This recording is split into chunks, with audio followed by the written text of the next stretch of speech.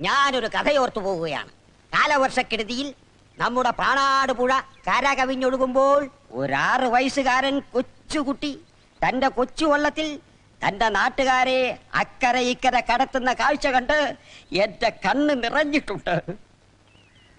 ആ പിഞ്ചു ബാലൻ ആരാണെന്ന് നിങ്ങൾക്കറിയാമോ? ഒരു പക്ഷേ നിങ്ങൾക്ക് ആർക്കും ഓർമ്മയുണ്ടാവില്ല. പക്ഷെ ആ രൂപം ഇപ്പോഴും എന്റെ മനസ്സിലുണ്ട്. ആ ബാലൻ ആരാണെന്ന് നിങ്ങൾക്കറിയാമോ? ഞാനാണോ? ഈ ഇരിക്കുന്ന കൃഷ്ണകുട്ടി.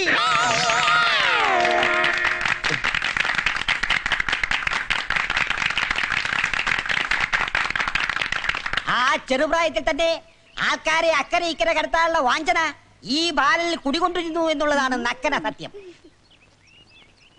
അതുകൊണ്ട് ഞാൻ പറയുകയാണ്, നമ്മുടെ കൃഷ്ണകുട്ടി ഈ നാടിന്റെ അഭിമാനമാണ്. ഇന്ന് കൃഷ്ണകുട്ടിയോടൊപ്പം നമ്മുടെ നാട്ടിലെ 40-ൽ പരം ആശാരിമാരും. ആശാരിമാരല്ലാത്തവർ വടക്ക് ഭാഗത്തും ആശാരിമാർ തെക്ക് ഭാഗത്തുമാണല്ലോ ഇരിക്കുന്നത്. എല്ലാവരും റേഷൻ കാർഡ് കൊണ്ടുവന്നിട്ടുണ്ടല്ലോ. പേര് വിളിക്കട്ടെ. വിളിച്ചോളൂ വിളിച്ചോളൂ. ആദ്യത്തെ പേരെന്താ? ഗോപാലൻ. ഗോപാലൻ ആശാരി. വന്നട്ടെ വന്നട്ടെ. നമസ്കാരം. ചേട്ടന്റെ പേരെന്താ? ഗോപാലൻ. ഈ റേഷൻ കാർഡ് ചേട്ടന്റെ പേരിലല്ലല്ലോ. അത് ഞങ്ങളുടെ അല്ലേ കൃഷ്ണകുട്ടി? നിങ്ങളുടെ അല്ലേ? കൃഷ്ണകുട്ടി റേഷൻ കാർഡ് വേണമെന്നേ പറഞ്ഞുള്ളൂ. ആരുടെ വേണമെന്ന് പറഞ്ഞില്ല. എടോ, ഇത് പാസ്പോർട്ട് എടുക്കാനാ, സ്വന്തം തന്നെ വേണം. സ്വന്തം പോയി എടുത്തുകൊണ്ട് വാടോ. ആ, ഗണപതിക്ക് വെച്ചത് കാക്ക കൊണ്ടുപോയല്ലോ. ഗണപതിയോട് കാർഡ് കൊണ്ടുവരാൻ പറഞ്ഞില്ലല്ലോ. അടുത്ത പേരെന്താ? കുഞ്ഞിക്കണ്ണൻ. കുഞ്ഞിക്കണ്ണൻ ആശാരി. ഇരിക്ക്. എന്താ പേര്? കുഞ്ഞിക്കണ്ണൻ. റേഷൻ കാർഡ് സ്വന്തമാണോ? അതെ. തടിപ്പണി അറിയുമോ? അതെന്നെ മറ്റേടത്തെ ചോദ്യം ചോദിക്കുന്നേ. അല്ല പിന്നെ തന്റെ വീട്ടിലെ സ്റ്റൂളും കസേരയും ഞാനല്ലേ പണിതത്. അതിന്റെ 200 രൂപ ബാക്കി ഇപ്പോഴും തരാനുണ്ടല്ലോ. കുഞ്ഞിക്കണ്ണ, ഒരു ഇന്റർവ്യൂ ആവുമ്പോ ചോദ്യങ്ങളൊക്കെ ചോദിക്കും, അതൊന്നും കാര്യമാക്കണ്ട. മാഷേ, ആ ജനറൽ നോളജ് ഒന്ന് പിടിച്ചേ. ഇന്ത്യൻ പ്രധാനമന്ത്രിയുടെ പേരെന്താണ്? അല്ലേ, വി ഗിരി. കൊള്ളാം കൊള്ളാം, നല്ല ജനറൽ നോളജ് ആണ്, കൊള്ളാം. ഈ റേഷൻ കാർഡിന്റെ 1-ാം പേജും 3-ാം പേജും നിർബന്ധമായും വേണം.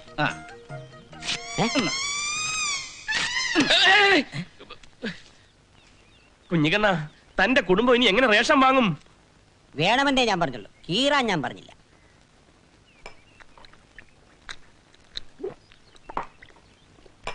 അല്ല, ആരാ പറഞ്ഞത് ഗൾഫിൽ ആശാരിമാരില്ലെന്ന്? ദേ, എന്റെ പെങ്ങള് കഴിഞ്ഞ 5 വർഷമായിട്ട് ഗൾഫിലാ. അവള് പറഞ്ഞത് അവിടെ ഈ ഷെയ്ഖുമാരിൽ പകുതിയിലധികവും ആശാരി ഷെയ്ഖുമാരെന്നാ. പിന്നെ എന്റെ അളിയന്റെ പ്രാന്തല്ലേ ഷെയ്ഖാശാരിമാരുടെ ഇടയിലേക്ക് മരാശാരിമാരെ കൊണ്ടല്ല. എടാ ഫൽഗുന, നിന്റെ അളിയൻ ഈ പാവപ്പെട്ട നാട്ടുമ്പുറത്തേരെ പറ്റിക്കാൻ പറ്റും. പക്ഷേ വിവരമുള്ളവരും ഉണ്ട് ഇവിടെ. ആ, കാര്യം എന്താന്ന് വെച്ചാ തെളിച്ചു പറ. കാര്യം എന്താണെന്നോ? നിങ്ങളെയൊക്കെ ജോലിക്കാന്നും പറഞ്ഞു കൊണ്ടുപോകുന്ന എന്തിനാണെന്നറിയോ? എന്തിനാ? നിങ്ങൾ അറിയാതെ നിങ്ങളുടെയൊക്കെ കിഡ്നി എടുത്ത് അറബികൾക്ക് വിൽക്കാൻ. ഈ പറഞ്ഞത് സത്യമാ. ചേട്ടാ, ഈ ആശാരിമാരുടെ ഹെൽപ്പർമാരായിട്ട് അവിടെ വലിയ ചാൻസ് ഉണ്ടോ? ആദ്യം ഈ ആശാരിമാരൊന്ന് കരകയറട്ടെ, അതിനുശേഷം ഹെൽപ്പറായിട്ട് നിന്നെ കൊണ്ടുപോവാം. ഒന്ന് നിന്നേ. ആ, എന്താ എല്ലാരും കൂടെ? നിനക്ക് ആശാരിമാരുടെ കിഷ്ണി തന്നെ വേണോ അല്ലേ? കിഷ്ണിയോ? അതെന്തോന്നാ? കിഡ്നി എന്ന് പറഞ്ഞാൽ തനിക്ക് അറിയില്ല അല്ലേ? കൊച്ചിന്റെ മുതൽ അറിയാവുന്ന ഞങ്ങളോട് തന്നെ ഇത് കാണിച്ചോടാ. ആദ്യം തന്റെ അളിയന്റെ കിഡ്നി എടുത്തു കൊടുക്ക്, എന്നിട്ട് മതി ആശാരിമാരുടെ കിഡ്നി എടുക്കുന്നത്. നിങ്ങൾ എന്തൊക്കെയായി പറയുന്നത്? ഈ ജോലിക്കാണെന്ന് പറഞ്ഞ ഞങ്ങളെ കൊണ്ടുപോയിട്ട് ഞങ്ങളുടെ കിഷ്ണി എടുത്ത് അറബിക്ക് വിൽക്കാനായിരുന്നല്ലോ എന്റെ പ്ലാൻ. ഈ കിഷ്ണി കച്ചവടം ഞങ്ങളെ കിട്ടത്തില്ല, വേറെ ആളെ വെക്കണം. പപ്പ ഈ പറയുന്ന നിങ്ങളോട് ഇതൊക്കെ ആരാ പറഞ്ഞത്? ജോർജ് കുട്ടി. എന്താ സത്യമല്ലേ? നിശാചരേന്ദ്ര വാടാ മമ പൂജവീര്യം. എന്താടാ നീ കാലത്ത് ആളെ കൊല്ലാൻ നോക്കണ? പൊളിഞ്ഞു, എല്ലാം പൊളിഞ്ഞു. ഇന്റർവ്യൂ ആശാരിമാരെല്ലാം കാലുമാറി. നമ്മൾ രണ്ടാളും കൂടെ ഗൾഫിലേക്ക് ആശാരിമാരെ കൊണ്ടുപോകുന്നത് അവിടെ ചെന്ന് അവരുടെ കിഡ്നി എടുക്കാനാണെന്ന്. ആര് പറഞ്ഞ ഇപ്പോത്തരം? ജോർജ് കുട്ടി മാഷി ബാലെ ട്രൂപ്പിന്റെ മറവിൽ പുറം രാജ്യങ്ങളിലേക്ക് കിഡ്നി കയറ്റി അയക്കുന്ന മാഫിയ ഗ്രൂപ്പിന്റെ തലവനാണെന്ന് അവൻ പറഞ്ഞു പരത്തിയിരിക്കുന്നത്.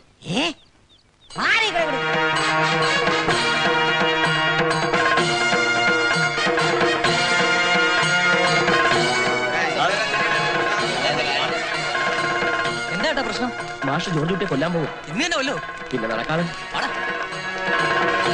മാഷെ, ഇന്ന് തന്നെ വേണോ? എല്ലപ്പം വാക്ക് പറഞ്ഞ വാക്കാ.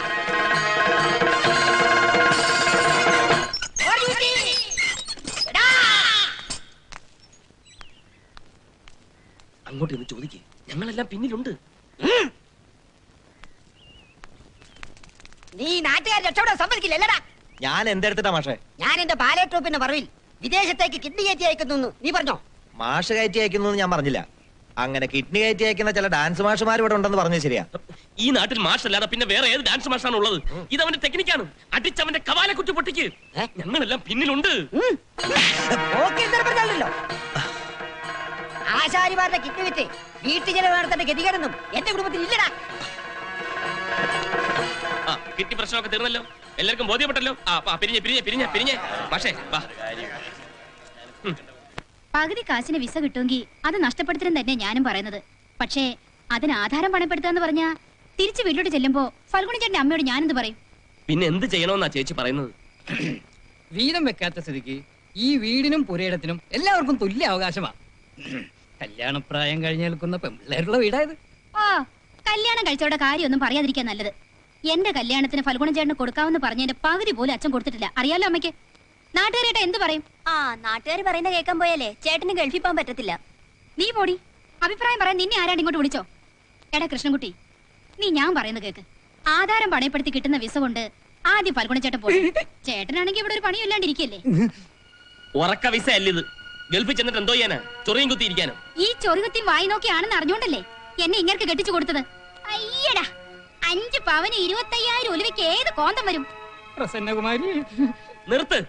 ഇവിടെ ആരും സ്ഥലം പണയപ്പെടുത്തുന്നില്ല, ഗൾഫിൽ പോകുന്നില്ല. പോരെ. അല്ല ഫൽഗുണ ചേട്ടനെ ആദ്യം ഇവിടെ നിനക്ക് എന്താ ഇത്ര മടി? ചേട്ടൻ അവിടെ ചെന്നൊരു വിസ വാങ്ങി നിനക്ക് അയച്ചു തരില്ലേ? ഓ ഇവനവിടെ വിസ പെട്ടിക്കടയെ കെട്ടിത്തൂക്കി ഇട്ടിരിക്കല്ലേ. അപ്പൊ പിന്നെ ഇവൻ അവിടെ ചെന്നിട്ട് ചേട്ടന് വിസ അയച്ചു കൊടുക്കാന്ന് പറഞ്ഞു. പറഞ്ഞില്ലേ ഇവിടെ ആരും ഗൾഫിൽ പോകുന്നില്ല. ആ വാക്ക് കൊടുത്ത ആചാര്യമാരെ എങ്ങനെയെങ്കിലും അക്കരെ കടത്തിയിട്ട് ഞാൻ ഈ പണി നിർത്തുവാ. വിസയില്ല, ചീത്തയും കേൾക്കണം. ആ എന്നാലും അളിയനെ വിടത്തില്ല. എന്താ ഇന്ന് ഏജന്റിനെ കാണാൻ ടൗണിൽ പോകുന്നിട്ട് പോകാഞ്ഞത്? ഞാൻ ബസ് സ്റ്റാൻഡിൽ ഒത്തിരി നേരം നോക്കിയെന്നു. ഞാൻ പിന്നെ ആലോചിച്ചപ്പോ നമ്മുടെ ഈ നാടും നിന്നെയൊക്കെ പിരിഞ്ഞ് ഗൾഫിൽ പോകാന്ന് പറഞ്ഞ എന്തിനാ? വയറിങ്ങുകാർക്കും പ്ലംബർമാർക്കും ഒക്കെ നാട്ടിലിപ്പോ എന്നാ ഡിമാൻഡാ? എന്താ ഇപ്പൊ ഇങ്ങനെ തോന്നാൻ? ഗൾഫിലുള്ള ഒരു കൂട്ടുകാരന്റെ കത്ത് ഇന്നലെ എനിക്കുണ്ടായിരുന്നു. അവൻ എങ്ങനെയെങ്കിലും നാട്ടിലോട്ട് വരാൻ പോവാണ്. അവിടെ ഇപ്പൊ പറയത്തക്ക വലിയ ശമ്പളമൊന്നുമില്ല. വെറുതെ നാടും വിട്ട് നേരത്തെ തന്നെ പോകാൻ എനിക്കൊരു ഇഷ്ടമില്ലായിരുന്നു. പിന്നെ എല്ലാരോടും നിർബന്ധിച്ചപ്പോ അങ്ങ് സമ്മതിച്ചു കൊടുത്ത. വസ്തു പണയം വെക്കാൻ പ്രസന്ന ചേച്ചി സമ്മതിച്ചില്ല അല്ലേ? ഇനി എന്നോട് കള്ളമൊന്നും പറയണ്ട.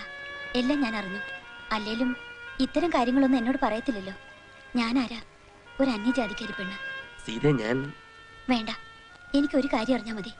എന്നെ ആത്മാർത്ഥമായിട്ട് സ്നേഹിക്കുന്നുണ്ടോ? നീ എന്താ ഇങ്ങനെ ചോദിക്കുന്നത്? സ്നേഹിക്കുന്നുണ്ടോ അത് പറ. നിനക്കെന്ത് തോന്നുന്നു? എങ്കിൽ ഇത് വാങ്ങണം. ഇത് വിറ്റ് കിട്ടുന്ന കാശുകൊണ്ട് വേണ്ടത് ചെയ്യാം. ബാക്കിക്ക് ഞങ്ങളുടെ 5 സെന്റ് സ്ഥലത്തിന്റെ ആധാരം തരാം. ഞാൻ അമ്മയോട് പറഞ്ഞ് സമ്മതിപ്പിച്ചിട്ടുണ്ട്.